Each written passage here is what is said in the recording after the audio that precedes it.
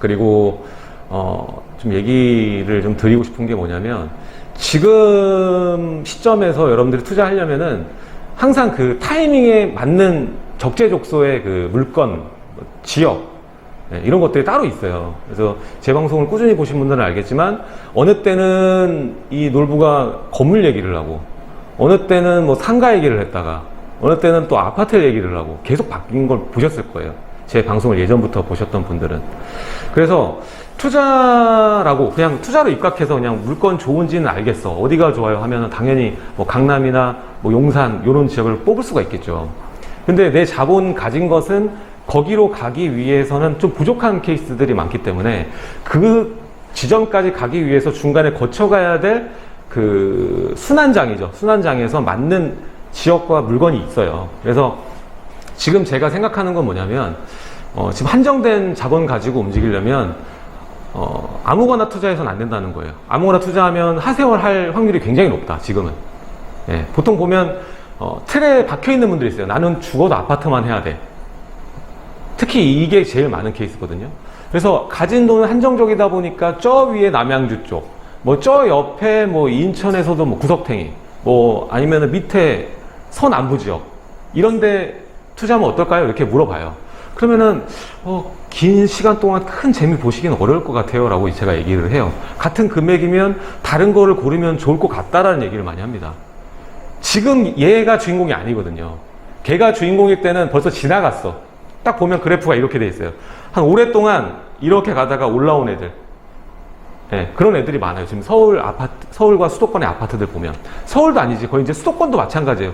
진짜 안 오르다가 뭐 일산도 마찬가지고 뭐 인천 지역도 마찬가지고 진짜 안 오르다가 마지막에 20년, 21년장 와서 올라온 애들이 거의 대부분이란 말이죠.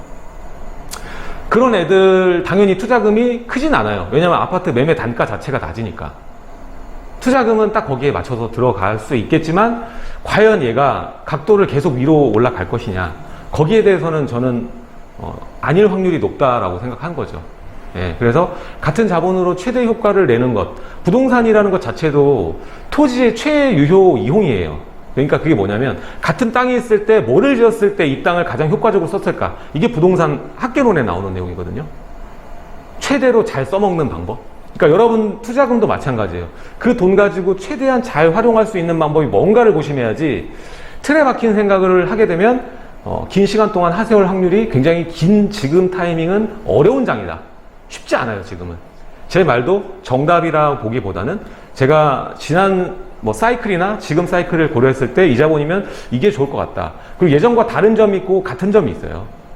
예, 그래서 예전과 좀 비슷한 개념은, 예전에도 원룸이 좋았을 때도 있었고, 그리고 지방장이 좋았을 때도 있었고, 그리고 뭐 지금은 생활용 숙박시설이지만 예전에 레지던스 좋았을 때도 있었고, 뭐 이런 게 다 돌아가는 것들이 있고, 틀린 거는 지금 박근혜 정부 시절부터 택지 공급 안에 그 긴 시간 동안 서울에 신규 공급지가 단 한 군데도 없었어요. 신규 지정이. 그 밀린 숙제를 지금 서울은 해야 됩니다. 예, 좀 다 투자를 할 때는 단순화할 필요가 있어요. 뭐 이래서 안 되고 저래서 안 되고, 안 될 이유는 너무 많거든. 그래서 여러분들이 생각할 때 제가 말했던 그 이전의 사이클과 그리고 새로운 바람의 그 타이밍에 맞는 적재적소의 물건과 지역은 뭘까, 이거를 고려하시면은 여러분들이 단기적으로도 좀 성취를 할 수 있는, 오르는 게 눈에 보이는 그런 지역을 잘 점할 수도 있어요. 제일 좋은 게, 투자하면은 단기도 많이 오르고 장기도 많이 오르는 거 아니에요. 그쵸? 지금 장기간 기다려서 10년 동안 기다렸다가 오르는 거 부동산 중에서 못하는 애 아무도 없어요. 물론 뭐 하다못해 원룸도 오릅니다. 원룸도. 여러분들이 어떤 걸 해도 정말 뭐 농촌의 면리, 읍면리만 아니면 올라요. 지금 있는 자본 가지고 어떻게 10년 농사를 지을까?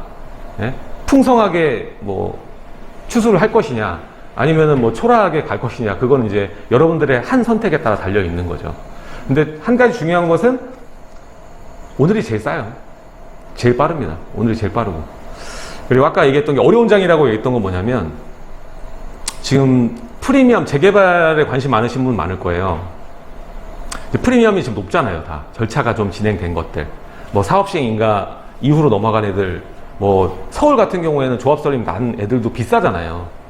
프리미엄이 진짜 경기가 안 좋을 때는 좀 빠져요. 경기 안 좋을 때 빠지지만 또 하나 이번에 국면에 잘 보실 필요가 있는 건 뭐냐면 기존의 재개발 현장이 이렇게 비쌀 수 있었던 거는 재개발을 진행되는 현장들, 속도면, 뭐 이런 모든 면을 고려했을 때 너무 희소했어요.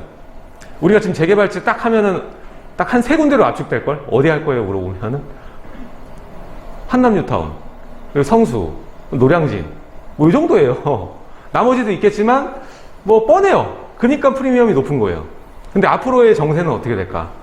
앞으로는 여러 군데가 생길 거예요. 지역적으로도 여러분들 좋아하는 지역들도 생길 거고 추진이 될 겁니다. 그렇게 되면 몰려있던 수요가 분산이 되겠죠? 그러면 프리미엄도 약간씩 변동이 올 수밖에 없다고 저는 봐요. 그 중에서도.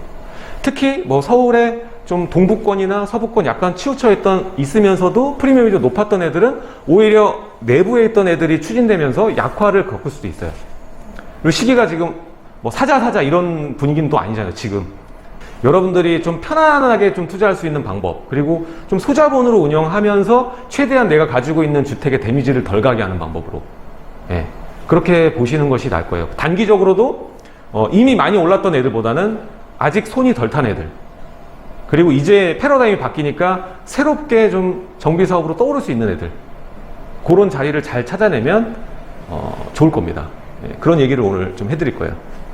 그리고 오늘 강의한 내용은 오늘이나 내일 정도에 올릴 거예요. 멤버십 영상으로 풀버전으로 올라갈 겁니다. 그러면은 오늘 좀 이해가 안 갔거나 좀 다시 보고 싶거나 아니면 이전에 못 들었던 내용들 많을 거 아니에요. 3월 중순부터 저희가 시작했으니까 그런 거 보시고 싶은 분은 멤버십 가입 12,000원밖에 안 하니까요.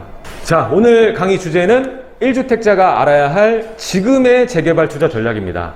자, 여러분들은 지금 투자를 고려한다면 거의 제가 봤을 때 투자를 잘 한다 라고 생각하는 건 세 가지 루트 정도밖에 없다고 봐요.